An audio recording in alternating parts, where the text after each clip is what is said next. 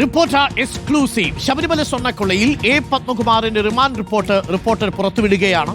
സ്വർണ്ണക്കൊള്ളയ്ക്ക് ഒത്താശ ചെയ്തുവെന്നും കൂട്ടുപ്രതികളുമായി ഗൂഢാലോചനയെന്നും റിമാൻഡ് റിപ്പോർട്ടിൽ പറയുന്നു.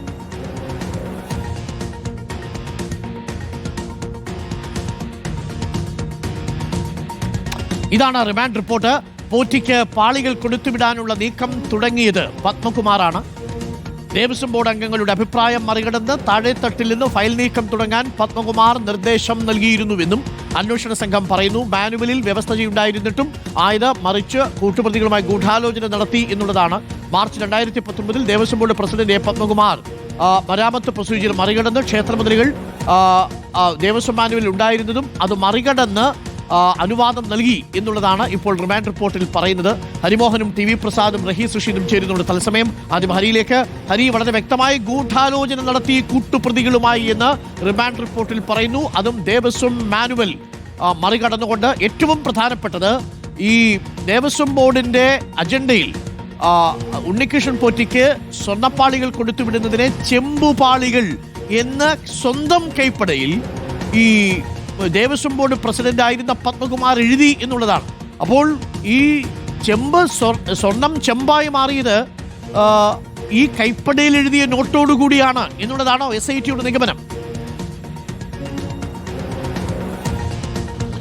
അതെ അരുൺകുമാർ, തീർച്ചയായിട്ടും വലിയൊരു കണ്ടെത്തൽ, അല്ലെങ്കിൽ വളരെ നിർണായകമായ ഒരു കണ്ടെത്തൽ തന്നെയാണ്. അത് ഒരു നിർദ്ദേശത്തിന് അപ്പുറത്തേക്ക് പത്മകുമാറിന്റെ നേരിട്ടുള്ള ഇടപെടൽ ബോധ്യപ്പെടുന്ന, അല്ലെങ്കിൽ ആ നേരിട്ടുള്ള ഇടപെടൽ വെളിവാക്കുന്ന തരത്തിലുള്ള തെളിവുകളാണ് SITക്ക് ലഭിച്ചിരിക്കുന്നത്. അതിന്റെ ഏറ്റവും പ്രധാനപ്പെട്ട തെളിവ് എന്ന് പറയുന്നത് സ്വന്തം കൈപ്പടയിൽ പത്മകുമാർ എഴുതി ചേർത്ത ഈ അജണ്ട, അതായത് ഈ ദേവസ്വം ബോർഡ് യോഗത്തിന്റെ അജണ്ടയിൽ സ്വന്തം കൈപ്പടയിൽ പത്മകുമാർ എഴുതി ചേർത്ത രേഖകളാണ് ഇപ്പോൾ SITയുടെ പക്കലെത്തിയിരിക്കുന്നത്. അതുപ്രകാരമുള്ള വിവരങ്ങളാണ് SIT റിമാൻഡ് റിപ്പോർട്ടിൽ ചേർത്തിരിക്കുന്നത്.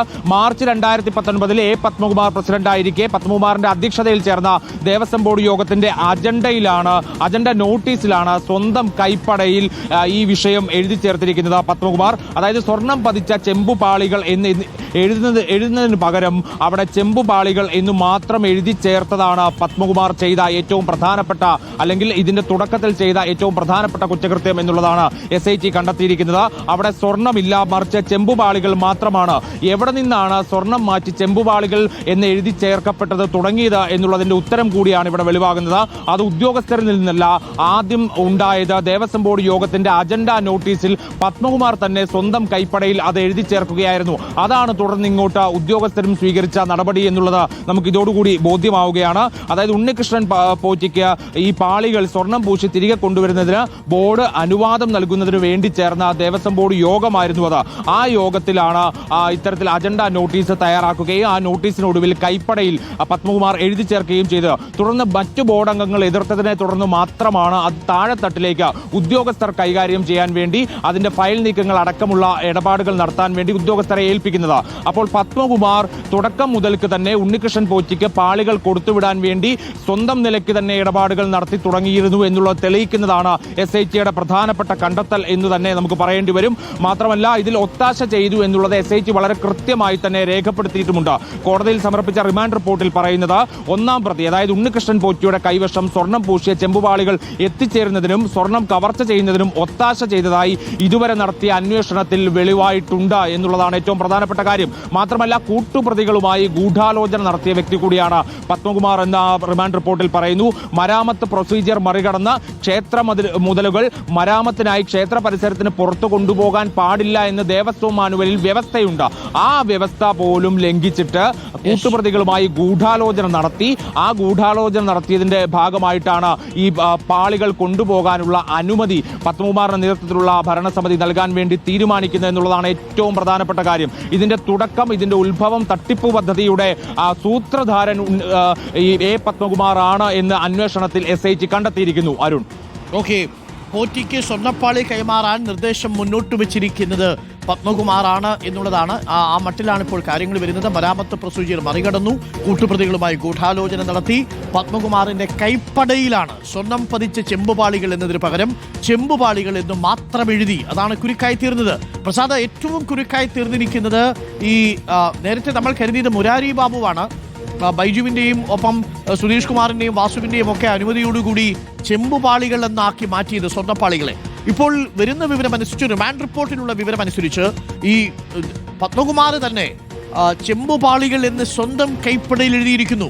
മാത്രമല്ല ഉണ്ണികൃഷ്ണൻ പോറ്റിയുമായിട്ടുള്ള സാമ്പത്തിക ഇടപാടും ഇത് രണ്ടും തെളിഞ്ഞതോടുകൂടിയാണ് SIT അറസ്റ്റിന് തിരിഞ്ഞതെന്നാണ് നമ്മൾ മനസ്സിലാക്കുന്നത്. കുരുക്കായത് ഈ റിമാൻഡ് റിപ്പോർട്ടിൽ പറയുന്നത് പോലെ ഗൂഢാലോചന നടത്തിയതിന്റെയും ഒപ്പം സ്വന്തം കൈപ്പടയിൽ എഴുതിയതുമാണ്. ഉറപ്പായും അരുൺ, നമുക്ക് നേരത്തെ അറിയാമായിരുന്നു. അതായത് പത്മകുമാർ അങ്ങനെ സ്വന്തം കൈപ്പടയിൽ ചെമ്പ് പാളികൾ എന്ന് എഴുതി കൊടുത്ത ഒരു നോട്ടിനെ കുറിച്ച് നമ്മൾ നേരത്തെ തന്നെ റിപ്പോർട്ട് ചെയ്യുന്നുണ്ടായിരുന്നു. അക്കാര്യത്തിലാണ് ഇപ്പോൾ പ്രത്യേക അന്വേഷണ സംഘം തന്നെ സ്ഥിരീകരിക്കുന്നത്. അതിനർത്ഥം ആ നോട്ട് തന്നെ ഒരുപക്ഷെ SIT കണ്ടെത്തിയിട്ടുണ്ടാകണം. അതുകൊണ്ടായിരിക്കണം റിമാൻഡ് റിപ്പോർട്ടിൽ ആ ഭാഗം ഉൾപ്പെടുത്തുകയും ചെയ്തത്. ഒരു കാര്യം ഉറപ്പാണ് അരുൺ, ആ സ്വർണം ചെമ്പാക്കി മാറ്റിയ ആ തീരുമാനത്തിന്റെ പിന്നിലെ ആദ്യത്തെ ഫയൽ, ആ ഫയൽ തുടങ്ങാനുള്ള നിർദ്ദേശം കൊടുത്തത് അത് അന്നത്തെ Devaswom board president A. Padmakumar ആണ് എന്നതിന്റെ തെളിവാണ് യഥാർത്ഥത്തിൽ ഇതിലൂടെ പുറത്തു വരുന്നത് എന്നത് തന്നെയാണ്. നേരത്തെ എല്ലാവർക്കും സംശയമുണ്ടായിരുന്നത് പത്മകുമാർ ദേവസ്വം ബോർഡിന്റെ പ്രസിഡന്റ് എന്നിരിക്കെ താഴെ നിലയിൽ നിന്നൊരു ഫയൽ വന്നു കഴിഞ്ഞാൽ ആ ഫയലിന് അംഗീകാരം കൊടുക്കുക, അതല്ലെങ്കിൽ അതിലൊരു തീരുമാനമെടുക്കുക എന്ന നിലയിൽ മാത്രമായിരിക്കും A. പത്മകുമാറിന് ഇതിൽ റോൾ ഉണ്ടായിരിക്കുക എന്നുള്ളതാണ്. പക്ഷേ ഈ റിമാൻഡ് റിപ്പോർട്ടിലൂടെ അക്കാര്യം വ്യക്തമാകുന്നു.